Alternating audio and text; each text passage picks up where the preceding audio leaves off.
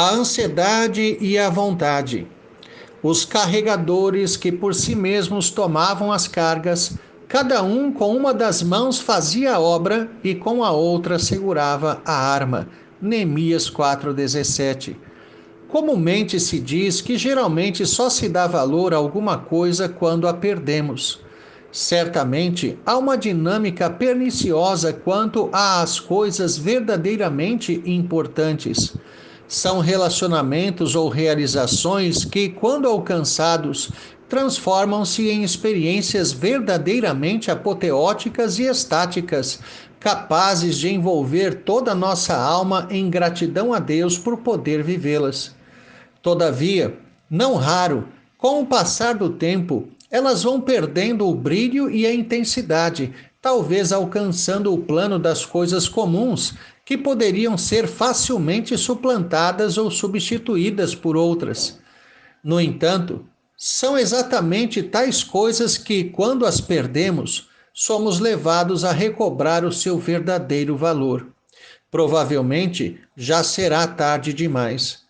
A questão central é que não preservamos o valor real das coisas, reconhecendo a sua importância conforme as Escrituras. Ao invés disso, atribuímos valores humanos que são diretamente proporcionais ao nosso desejo ou vontade. Colocando isso de outra forma, o que nós queremos é o que passa a ser importante. Ainda que seja algo que em si mesmo nenhum valor tenha, assume o status de necessidade capital mediante o desejo e a vontade. Para uma mulher, por exemplo, adquirir uma bijuteria específica que combine com o vestido que vai usar para ir a um casamento pode ser o maior acontecimento de sua semana. De igual forma, para um homem, saber que o jogo de seu time, que está muito bem no campeonato, vai ser transmitido na TV, poderá ser sua maior experiência dos últimos dias. Mesmo sendo coisas pequenas, devido à importância que se atribui a elas, são capazes de abarcar a vida da pessoa, influenciando pensamentos e atitudes. Que fique bem claro, na realidade do homem caído, a importância das coisas não está nelas mesmas, mas na vontade. Contudo, há outro olhar para as coisas e os apegos que está incluído nesta dinâmica. Pode ser que o seu valor seja retomado não quando se perde algo que nós, um dia, já reconhecemos os seus reais valor e importância, mas já na perspectiva da perda. A vontade e o desejo afloram ao notar que isso de fato está se consumando. O resultado é grande ansiedade. A ansiedade é um tipo de medo que se alimenta do próprio medo. Quanto mais acentuada for a perspectiva do medo da perda, maior se tornará a ansiedade. Se a pessoa não assumir o controle desse processo, ver-se-á consumida por tal ansiedade que a fará paralisar, tendo efeitos psicológicos severos. Entrará em pânico.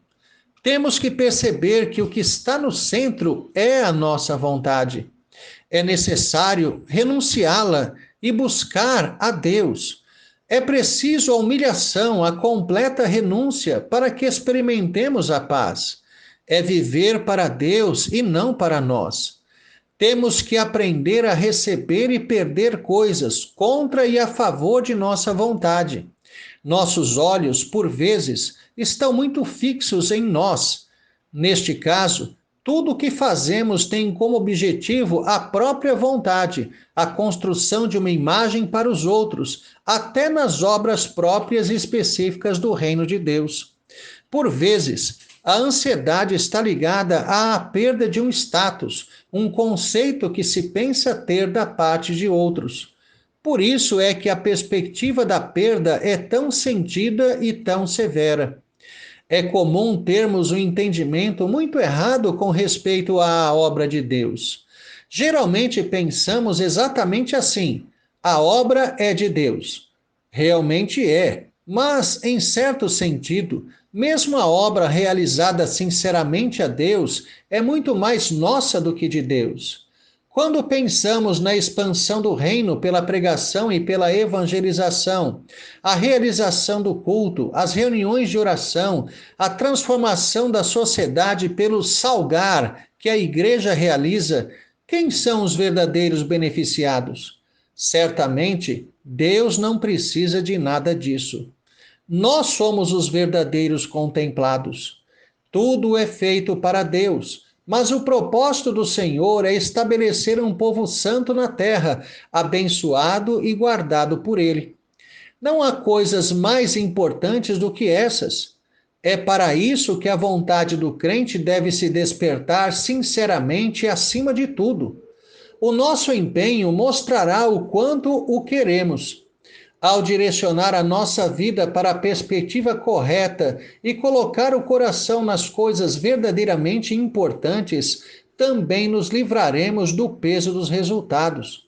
Somos chamados a agir corretamente e com fidelidade, mas o resultado pertence a Deus.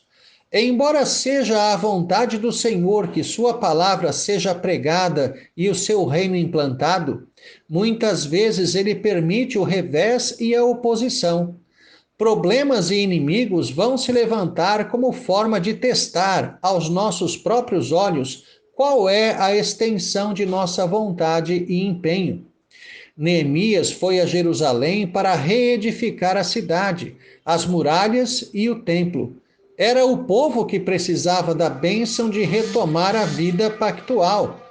Neemias mostrava determinação inabalável diante de todas as dificuldades. Dependia de Deus, mas não deixou de fazer sua parte, organizando o povo devidamente. Dessa forma, por causa da ameaça que os inimigos representavam, mesmo aqueles que edificavam os muros trabalhavam com uma das mãos e com a outra empunhavam a lança. Embora tudo o que fazemos deva ser pelas forças e capacidades do Espírito Santo, há sempre uma parte que é nossa. Os beneditinos tinham um lema que foi absorvido como prática na teologia: ora et labora. No latim, significa orar e trabalhar. Assim, trabalhamos sob a total dependência de Deus. Se dedicamos todo o nosso esforço a Deus, não haverá ansiedades corroendo a alma. Não é meu eu que está no centro, é Cristo e sua vontade. Esse princípio se aplica a tudo em nossa vida. Faça todas as coisas que Deus colocar em suas mãos para fazer com empenho e dedicação integrais, e o Senhor completará com o resultado que Ele mesmo já estabeleceu. A vida do crente deve ser vivida na paz da inteira dependência e confiança no Senhor. Tudo deve ser para Ele. Tenha um excelente dia na presença de Deus, Reverendo Jair de Almeida Júnior.